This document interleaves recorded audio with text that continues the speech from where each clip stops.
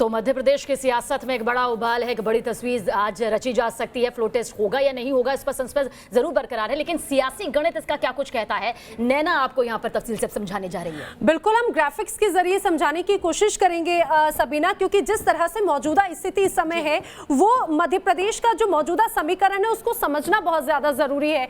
मध्य प्रदेश में जो सबसे ज्यादा महत्वपूर्ण है वो है नंबर गेम। अब वाकई में नंबर गेम ही है जो समीकरण बदलता बिगाड़ता है। बहुमत के लिए 115 सीटों की अभी जरूरत है, और जिस तरह से जिन विधायकों ने इस्तीफा भी पेश किया उसके बाद में जो स्थिति बनती हुई नजर आती है उसमें कांग्रेस जो है 107 सीटों पर एक तरह से आ जाती है और बीजेपी यहां पर बहुमत के साथ में नजर आती है। अब बहुमत के लिए 104 सीटों की गणित की बात कही जाती है। अब कांग्रेस के पास 92 है, कुल 206 सीटों की हम बात कर रहे हैं। आपको बता दें जो इस्तीफे अगर होते हैं उनको स्वीकार किया जाता है तो ये गणित बदलते हुए कुल 206 सीटों पर आ जाता है। कांग्रेस 92 पर चली जाती है, बाकी 22 विधायक हैं, और बीजेपी 107 सीटों पर आ जाती है। अन्य 7 और जो खाली है वो 2 सीटें, यानी कि बहुमत के लिए जो 104 सीटों की जरूरत है उसमें बीजेपी यहां पर बहुमत बनाती हुई नजर आएगी। लेकिन अब सभी की निगाहें उन बागी विधायकों के ऊपर भी है, और अब सभी की निगाहें यहां पर ये कहा जाए विधानसभा अध्यक्ष के ऊपर भी है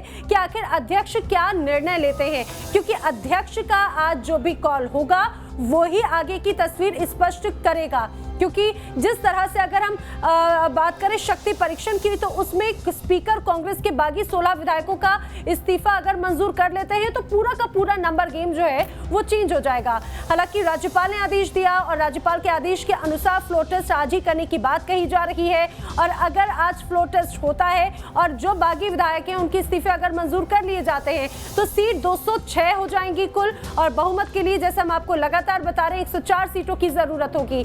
संभावना समीकरण क्या कहती है? कांग्रेस के बागी विधायकों के इस्तीफे पर फैसले लिए बगैर ही फ्लो टेस्ट अगर ऐसा होता है तो स्थिति कुछ और होगी। बागियों पर कांग्रेस के व्हिप का उल्लंघन का आरोप होगा और इसी के तहत कार्रवाई भी की जाएगी।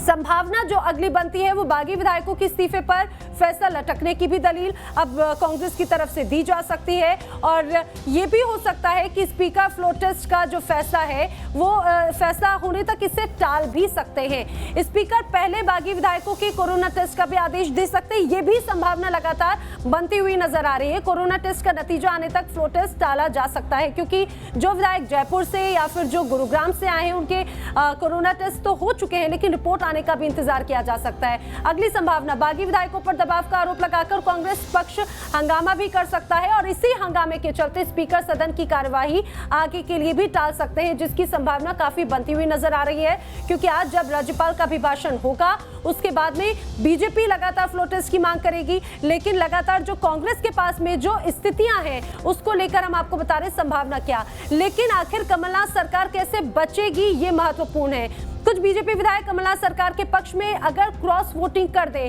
तो शायद कमलनाथ सरकार बच सकती है। दूसरी संभावना कांग्रेस अपने 16 बागियों में से कुछ विधायकों को अगर मना ले, इसको लेकर भी लगातार कवायद की जा रही है। स्पीकर फ्लो टेस्ट स्थगित करने की कांग्रेस भी लगातार स्पीकर से मांग कर भी सकती है, ये भी संभावना यहाँ पर बनती हुई नजर आ रही है। लेकिन सबीना, जिस तरह से अभी ये पूरा नंबर गेम है, अभी तमाम सिर्फ अटकलें हैं, लेकिन वाकई में आज देखने वाली बात है सभी की निगाहें अब ये कहा जाए कि जो लोकसभा स्पीकर है उनके विवेक पर निर्भर करता है कि आगे क्या होगा।